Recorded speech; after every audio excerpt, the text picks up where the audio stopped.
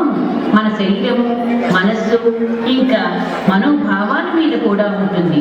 అందుకే మన నిత్య జీవితంలో కూడా మనము ఆహారం వండేటప్పుడు పాత్ర శుద్ధి అనగా పాత్రలను పరిశుభ్రంగా ఉంచటము, పదార్థ శుద్ధి అనగా న్యాయార్జిత ధనముతో కొన్న వస్తువులు వండటము, పాకశుద్ధి అనగా వండేవారి మనోభావాలను కూడా సరైన పద్ధతిలో ఉండేటట్టు చూసుకోవాలి. ఈ భావాలను మన చిన్నారులు ఎంతో చక్కగా వ్యక్తీకరిస్తున్నారు. అది మీరు చక్కగా చూసి ఆనందిస్తారని ఆశిస్తున్నాము. మొదటి దృశ్యంలో ఆహారము, దాని ప్రభావము గురించి బాలవికాస్లో గురువు గారు తన శిష్యులకు ఏ విధంగా వివరిస్తున్నారో చూద్దామా?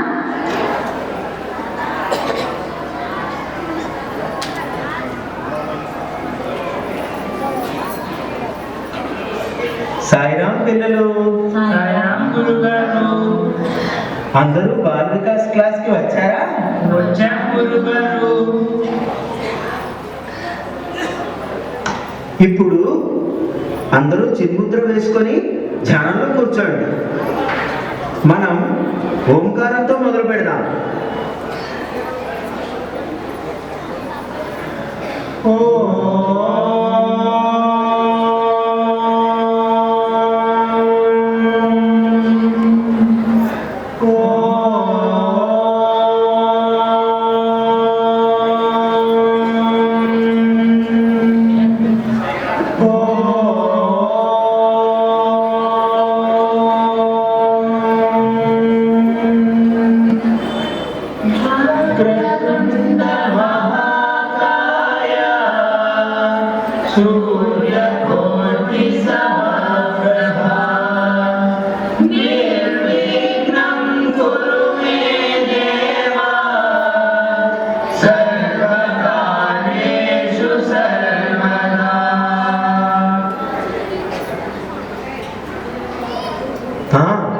బాగుంది నాయన.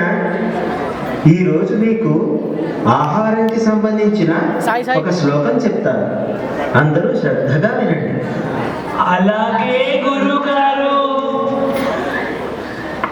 బ్రహ్మార్పణం బ్రహ్మార్పణం బ్రహ్మహవిః బ్రహ్మహవిః బ్రహ్మాగ్నౌ బ్రహ్మాగ్నౌ బ్రహ్మణాహుతం బ్రహ్మణాహుతం బ్రహ్మైవ తేన గంతవ్యం బ్రహ్మైవ తేన గంతవ్యం బ్రహ్మకర్మ సమాధినః బ్రహ్మకర్మ సమాధినః.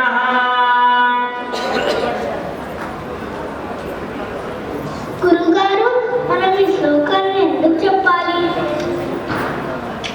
నాయనా, మనం భుజించే ఏ ఆహారమైనా దేవుని కృప వల్లనే లభిస్తుంది. అందువలన మనం తినే ఆహారాన్ని ముందుగా దేవునికి అర్పించి ఆ తర్వాతే భుజించాలి. మనము ఆహారాన్ని దేవునికి నివేదించకుండా తింటే ఏమవుతుంది గురువు గారు? మనం భుజించే ఆహారాన్ని అనుసరించే మనకు ఆలోచనలు వస్తాయి. అందుచేత మనమే ఆహారము పరిశుద్ధంగా ఉండాలి. భగవద్గీతలో పరిశుద్ధమైన ఆహారం గురించి ఏమి చెప్పారో తెలుసా? తెలియదు గురువుగారు, చెప్పండి. భగవద్గీతలో పరిశుద్ధమైన ఆహారం గురించి చెబుతూ పాత్రశుద్ధి, పదార్థ శుద్ధి, పాకశుద్ధి అని వివరంగా తెలియజేయడమే. ముందుగా పాత్రశుద్ధి అంటే ఏమిటో తెలుసా నాయనా?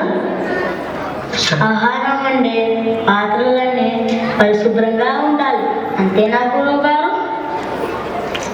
అంతే బాబు, చాలా చక్కగా చెప్పావు నాయన. పదార్థ శుద్ధి అంటే ఏమిటి గురువు గారు? బియ్యం, పప్పు, ఉప్పు, పాలు మొదలైనవి కల్తీ లేకుండా పరిశుద్ధంగా ఉండాలి. అంతేకాదు ఇంకో ముఖ్యమైన జాగ్రత్త కూడా తీసుకోవాలి.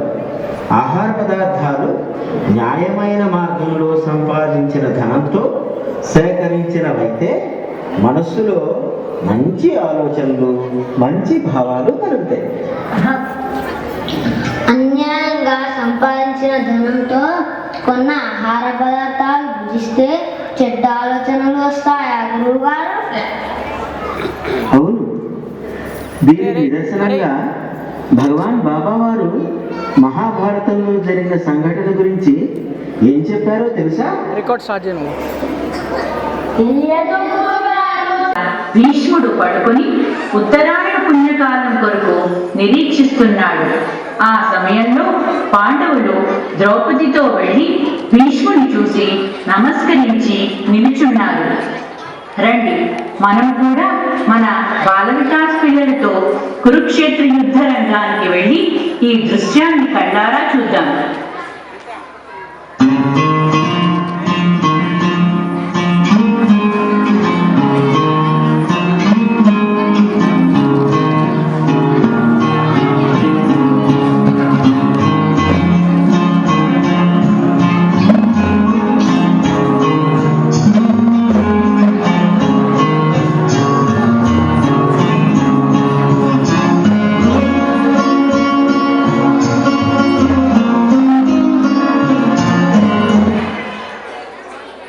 పూజ్య పితామహ, మీరు మా పాలిట దైవ స్వరూపులు, మహాజ్ఞానులు.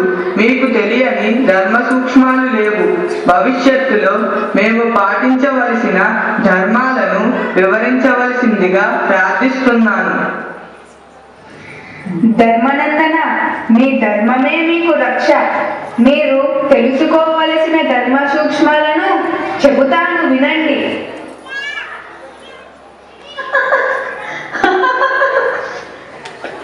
ద్రౌపది, ఏమిటి నీ అసహ్య అనుచిత ప్రవర్తన?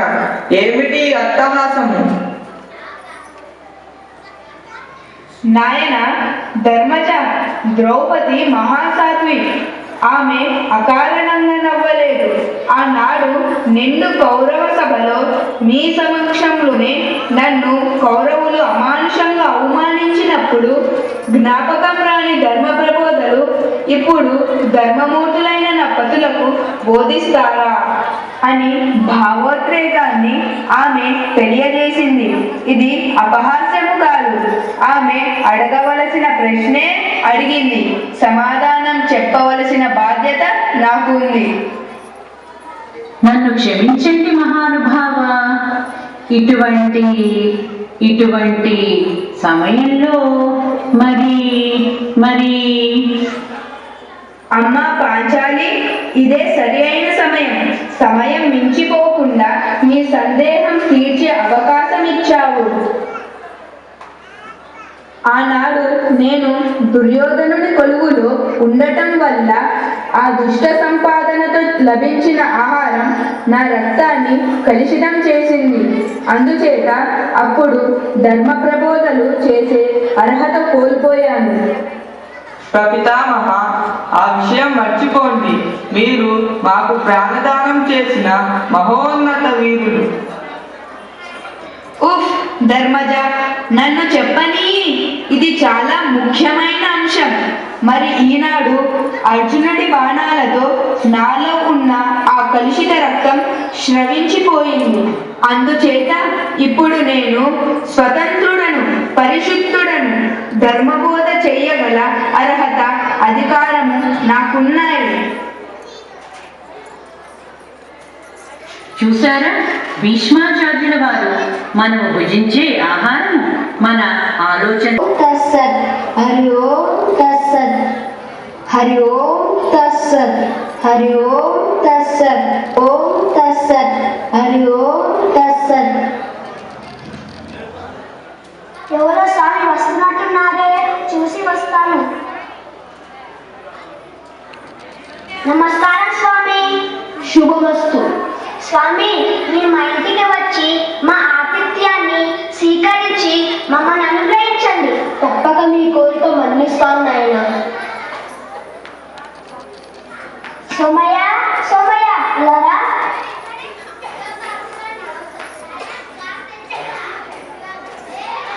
ఏమిటి సార్? రేపు మా ఇంటికి ఒక మహాత్ముడు భోజనానికి వస్తున్నాడు. అందుకని రేపు నీవు రకరకాల వంటలు చేసి పెట్టాలి. తప్పకుండా సార్, నా గురించి కమ్మని వంటలు చేస్తాను సార్.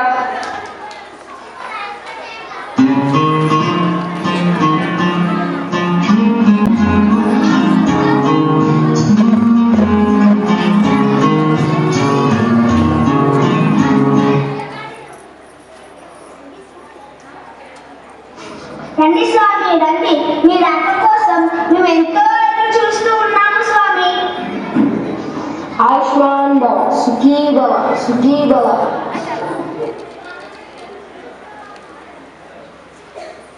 సోమయ్య, సోమయ్య, భోజనం తయారైందా?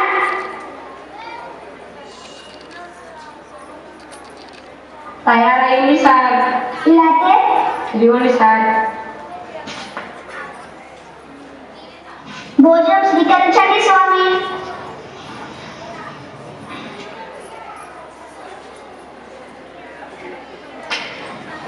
ఇంకొంచెం వేస్తాను స్వామి. చాలు నాయన, చాలు. స్వామి, మీరు భుజిస్తూ ఉండండి, నేను పండ్లు తీసుకొని వస్తాను. సరే నాయన.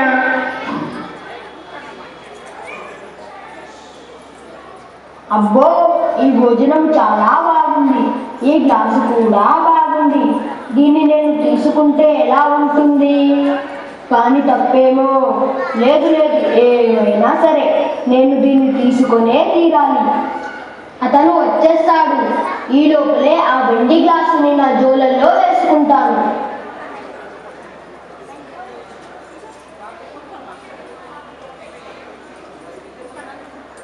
మా కోరిక మన్నించి మా ఇంటికి వచ్చినందుకు చాలా సంతోషం స్వామి.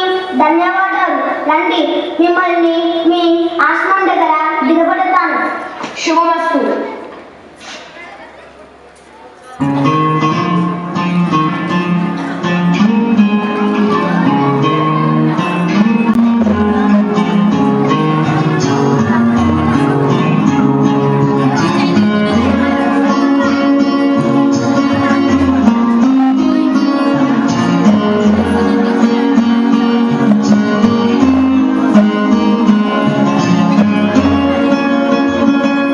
ఇప్పుడు ఆ సన్యాసి తన ఆశ్రమంలో తను చేసిన దొంగ పనికి మనశ్శాంతి లేక పరితపిస్తున్నాడు. ఇదేమిటి? నాకేదో అశాంతిగా ఉందే. ఎప్పుడు ఇలా చేయని వాడిని ఆ వెండి గ్లాసుని ఒక దొంగలాగా ఎందుకు దొంగలించాను? నా బుద్ధి విచక్షణ ఏమయ్యాయి? నా తప్పు ఇప్పుడే దిద్దుకుంటాను. ఆ గృహస్థులకు వెంటనే వెళ్ళి క్షమాపణ చెప్పి ఈ వెండి గ్లాసుని తిరిగి ఇచ్చేస్తాను. చేసిన పాపం చెప్తే పోతుందంటారు కదా.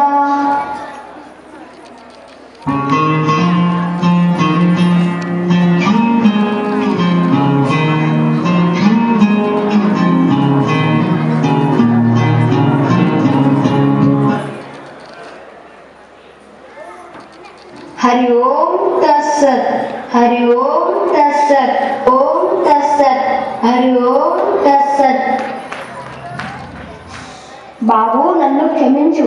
ఈయన వింత ప్రవర్తన నాకే ఆశ్చర్యం వేస్తుంది. ఇక్కడ పాత్రశుద్ధి, పదార్థ శుద్ధి రెండు బాగానే ఉన్నాయి, కానీ పాకశుద్ధి ఏమై ఉంటుంది? నాయన, మీ ఇంట్లో వంట ఎవరు చేశారు? మా వంటవాడు సోమయ్య స్వామి. స్వామి, ఉండండి, నేను తీసుకొని వస్తాను. సోమయ్య, ఓ సోమయ్య, ఒకసారి కదా. ఇదిగో స్వామీజీకి నమస్కారం చేయి. నమస్కారం స్వామి గారు. శుభం నాయన, నీ వంట బాగుంది. ఎన్నాళ్ళ నుంచి వంట చేస్తున్నావు? పూర్వం నీవు ఏమి చేసేవాడివి? స్వామి, నేను ఆ నేను ఇంతకు ముందు చిన్న చిన్న దొంగతనాలు చేసి జైలుకు వెళ్ళి వచ్చాను. ఈ మధ్య ఈ సార్ వద్ద వంటకి చేరాను. ఓహో, అది సంగతి. ఇప్పుడు అర్థమైంది. ఈ దోషపూరితమైన ఆలోచనలతో వండిన ఆహారం భుజించడం వలన నాకు కూడా ఈ దుర్బుద్ధి పుట్టింది. నాయన, నీవు ఇక నుంచైనా వండేటప్పుడు భగవన్నామము చేయి. దానివల్ల నీవు చేసిన వంట పవిత్రమై అది భుజించే వారికి మంచి ఆలోచనలే వస్తాయి. వెళ్ళి వస్తాను నాయన. సరే స్వామి, నమస్కారం. హరి ఓం తస్సత్, హరి ఓం తస్సత్, హరి ఓం తస్సత్, హరి ఓం తస్సత్.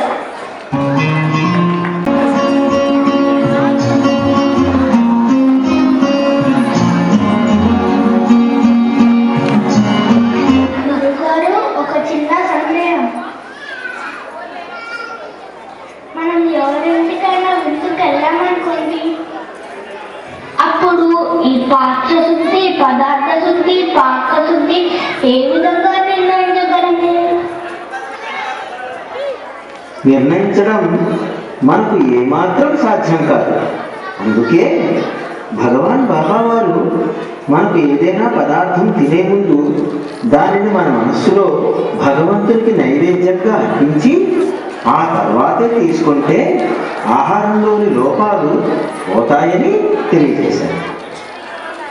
మనసులో నైవేద్యం అంటే ఏమిటి గురువుగారు?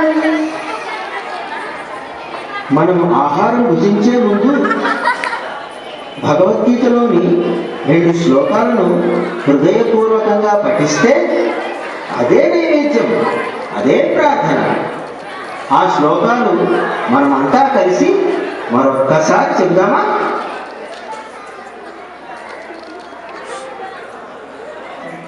బ్రహ్మార్పణం బ్రహ్మహవిః బ్రహ్మాగ్నౌ బ్రహ్మణాహుతం బ్రహ్మైవ తేన గంతవ్యం బ్రహ్మకర్మ సమాధినః అహం వైశ్వానరో భూత్వా ప్రాణినాం దేహమాశ్రితః ప్రాణాపానసమాయుక్తః పచామ్యన్నం చతుర్విధం. సరే గురువుగారు, ఆ శ్లోకాలు రాసుకొని కంఠస్థం చేసి నిత్యం భోజనం ముందు చదువుకుంటాను. సాయిరాం పిల్లలు, ఇక ఆనందంగా ఇంటికి వెళ్ళిరండి.